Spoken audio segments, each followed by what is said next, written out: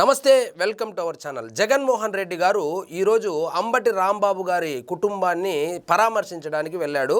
So ఆ పరామర్శ యొక్క ముఖ్య ఉద్దేశం ఏంటంటే, చాలా బాగా తిట్టావు, అసలు ఆంబోతు రాంబాబు అంటే ఆంబూతు రాంబాబు అయ్యాడు. ఇప్పుడు లకారంతో ఒక ముఖ్యమంత్రిని తిట్టినటువంటి అంబటి రాంబాబు సో కార్యకర్తల మనోభావాలు గాయపడి వాళ్ళ ఇంటి మీద దాడి చేస్తే ఆయన బయట ఉంటే ఆయన ప్రాణాలకు ప్రమాదం అని చెప్పి, ఎందుకంటే సో ఈ జగన్మోహన్ రెడ్డి గారే చెప్పారు, ఆయన అధికారంలో ఉన్నప్పుడు పట్టాభి అనేటువంటి ఒక వ్యక్తి ఎవరైతే ఉన్నారో తెలుగుదేశం పార్టీకి సంబంధించి అప్పట్లో అధికార ప్రతినిధిగా పనిచేసినటువంటి పట్టాభి బోసెడికి అన్నందుకు మా కార్యకర్తలకు అది కూడా ఏదో కొత్త ఓడు వాడాడు. సో మా కార్యకర్తలకు మనసు నొప్పించుకొని ఉంటుంది, వాళ్ళు పోయి దాడి చేసినారు, దాంట్లో ఏం తప్పు ఉందని చెప్పినటువంటి జగన్మోహన్ రెడ్డి గారు ఏ మొహం పెట్టుకొని ఈరోజు అంబటి రాంబాబు వాళ్ళ ఇంటికి పరామర్శకు వెళ్ళాడో నాకైతే అర్థం కావడం లేదు.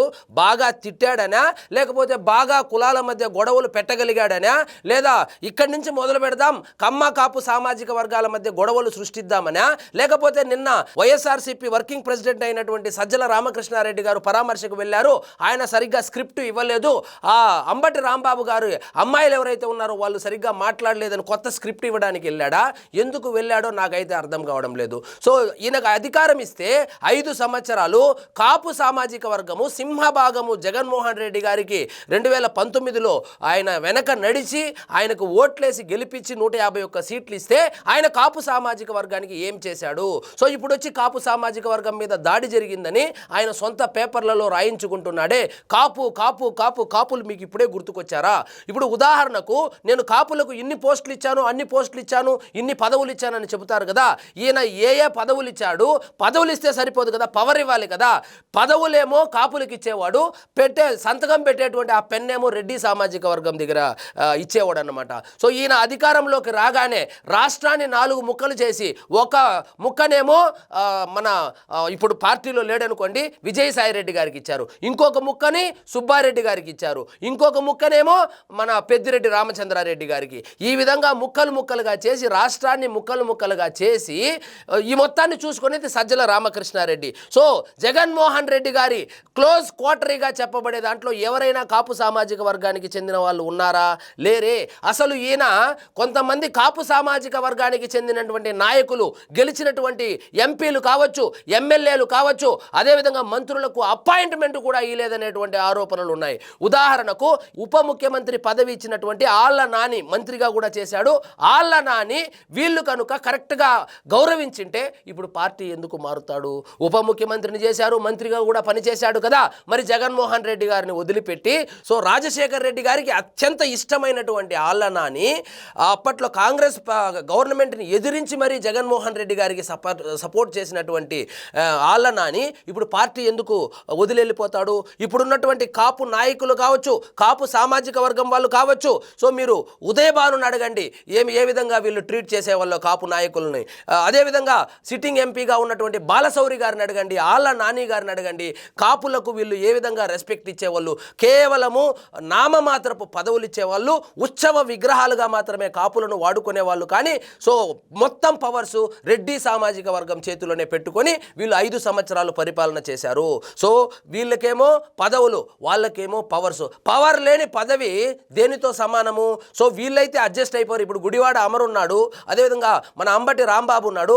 అంబటి రాంబాబే ఎన్నోసార్లు చెప్పాడు, ఏమని నాకు ఏమీ తెలియదయ్యా, నాకు ఇరిగేషన్ గురించే ఏమీ తెలియదు, ఇది చాలా కాంప్లికేటెడ్ సబ్జెక్టు, ఎందుకంటే నాకు తెలియదు కాబట్టి అని. సో ఆ విధంగా ఎవరైతే రబ్బర్ స్టాంపులో వాళ్ళను మాత్రమే ఎంకరేజ్ చేసి వాళ్లకు మాత్రమే పదవులు ఇచ్చి అంతో ఇంతో చెప్పుకోదగినటువంటి బొత్స సత్యనారాయణ గారికి అది కూడా విద్యాశాఖ మంత్రిగా ఇచ్చి ఆ వ్యవస్థను ఏ విధంగా చేశారో కూడా మనం అందరము చూసాము. సో కీలకమైనటువంటి శాఖలు, కీలకమైనటువంటి పదవులు అన్నీ వేరే వర్గాలకు ఇచ్చి కాపు సామాజిక వర్గానికి ఏ పదవులు ఇచ్చారో ఒక్కసారి ఆత్మ పరిశీలన చేసుకోండి. అదేవిధంగా రాయలసీమలో వస్తే కాపులను బలిజలు అంటారు. బలిజ సామాజిక వర్గానికి సంబంధించి ఒక్కగానొక్క బలిజ సామాజిక వర్గానికి చెందినటువంటి ఎమ్మెల్యే ఉంటే చిత్తూరు ఎమ్మెల్యేని ఆ సీటు కూడా పీక్కొని దాన్ని రెడ్డి సామాజిక వర్గానికి ఇచ్చి రాయలసీమ బలిజలకు వెన్నుపోటు పొడిచినటువంటి వ్యక్తి ఎవరైనా ఉన్నారంటే అది ఖచ్చితంగా జగన్మోహన్ రెడ్డి గారే. సో ఇప్పుడు రాయలసీమలో ఉన్నటువంటి బలిజులు కూడా ఒక్కసారి ఆత్మ పరిశీలన చేసుకోవాలి. ఒక్కగానొక్క ఒకానొక బలిజ సామాజిక వర్గానికి చెందినటువంటి ఎమ్మెల్యే ఉంటే అకారణంగా ఆయన్ని సిట్టింగ్ ఎమ్మెల్యేని పక్కన పెట్టి ఆయన రెడ్డి సామాజిక వర్గానికి చెందినటువంటి విజయానందరెడ్డికి ఎందుకు టికెట్ ఇవ్వవలసి వచ్చిందో, ఏం ప్రెషర్ పెట్టారో ఒకసారి మీరు జగన్మోహన్ రెడ్డి గారు రాయలసీమకు వస్తే ఖచ్చితంగా రాయలసీమ బలిజలు ఆయన్ని అడగాల్సిందే. సో ఇప్పుడు కాపులు కాపులు కాపులు అని పడ్డాడు. మీరు అధికారంలో ఉన్నప్పుడు కాపులకు ఇచ్చినటువంటి హామీలు ఏమి చేశారు? కాపులకు ఈబీసీ రిజర్వేషన్ కింద 10% ఇస్తే దాంట్లో 5% కాపుల కోసమని చంద్రబాబు నాయుడు గారు కేటాయిస్తే దాన్ని ఎందుకు కొనసాగించలేకపోయారు? అసలు ఏమైంది? ఆ రిజర్వేషన్ ఏమైంది అని ఎవరైనా అడగగలుగుతారా?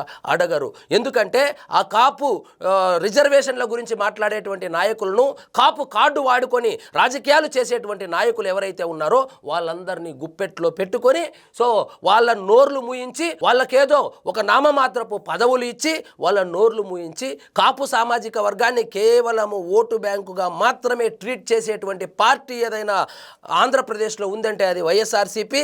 ఆ నాయకుడు ఎవరైనా ఉన్నారంటే జగన్మోహన్ రెడ్డి గారు. 5 సంవత్సరాలు అధికారం ఇస్తే ఏ విధంగా, ఇప్పుడు ఉదాహరణకు పవన్ కళ్యాణ్ గారి విషయమే తీసుకోండి. పవన్ కళ్యాణ్ గారి ఆర్థిక మూలాల మీద ఏ విధంగా దాడి చేశాడో మనం అందరం చూసాము. సినిమాలో 5 రూపాయలు ఏంటంటే టికెట్.